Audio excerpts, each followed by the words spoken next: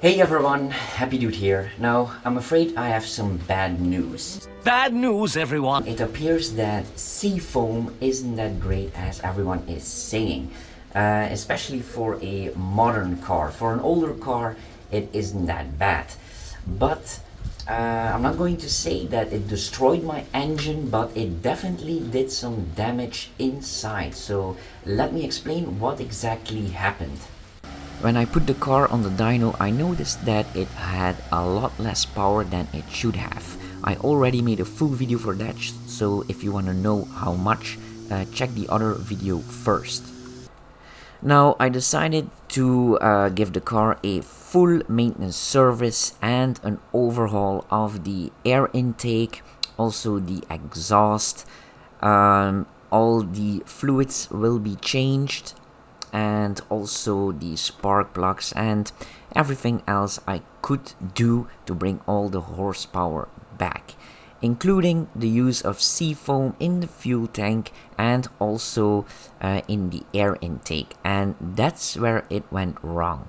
You see, Seafoam isn't really designed to use in a modern engine with all those sensors and complicated throttle valves and turbos and direct injection.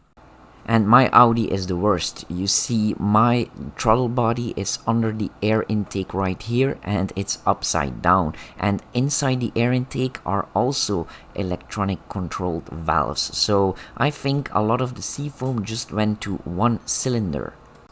Now, after all that work of maintenance and cleaning, it was already dark. And oh, where did the sun go?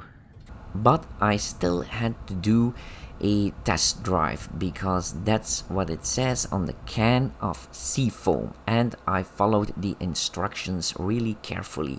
So I did just that, and I did some accelerations, and as soon as I give it more than half a throttle, the car was holding back and giving stutters. And it just got worse and worse, and up to a point it got so bad that it felt like the car was braking. I almost flew through the front windshield, no kidding. And all of this was happening at night. The battery of my camera was empty, so I couldn't film it, and I didn't expect something to go wrong, but it did.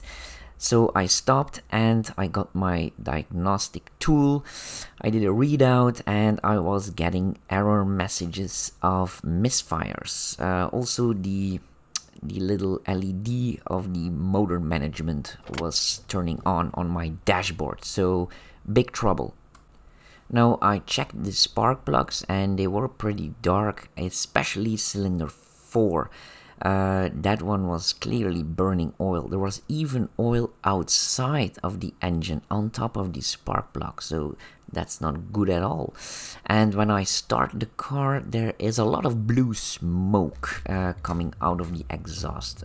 When I drive to work, the garage is just full of smoke. So Audi is known for oil consumption, so my car already had it, but now it's just worse.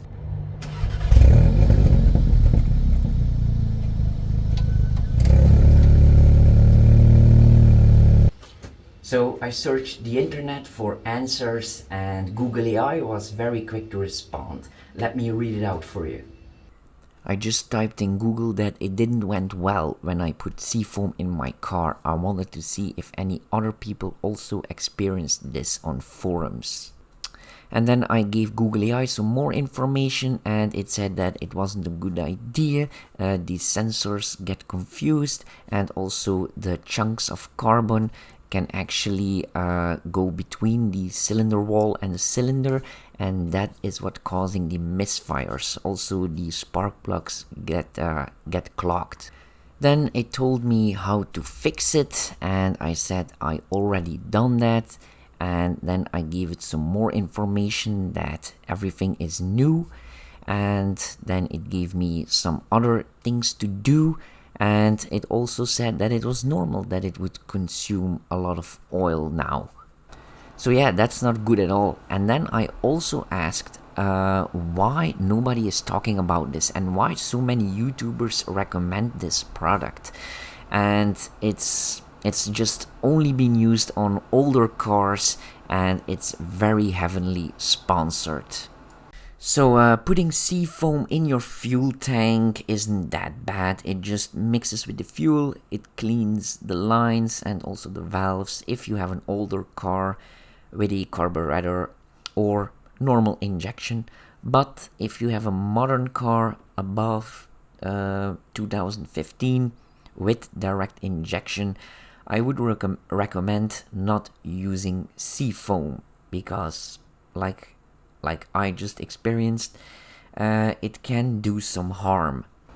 Now I did some more driving and the stutters went away, luckily, and I cleared the codes and they didn't come back, so that's good. But still, I am very scared that I have permanent damage inside the engine itself. So with this video, I want to warn people that have a modern car with direct injection to not use Seafoam at all, and especially don't inject it inside the engine through the air intake or the turbo or the throttle body, and especially not mixing with the engine oil, because you can do that to clean the engine, but just don't use Seafoam in or around the engine at all.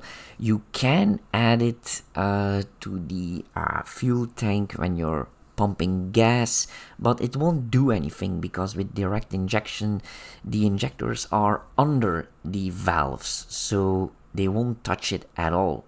So after all that hard work with the maintenance and the Seafoam, I wanted to know just how much horsepower I got, and it wasn't that much. So I told the tuner, can you fix that? And with the magic of a computer, he changed the fuel ratio, the turbo pressure, the ignition, and I got more horsepower, but not as much as we both expected.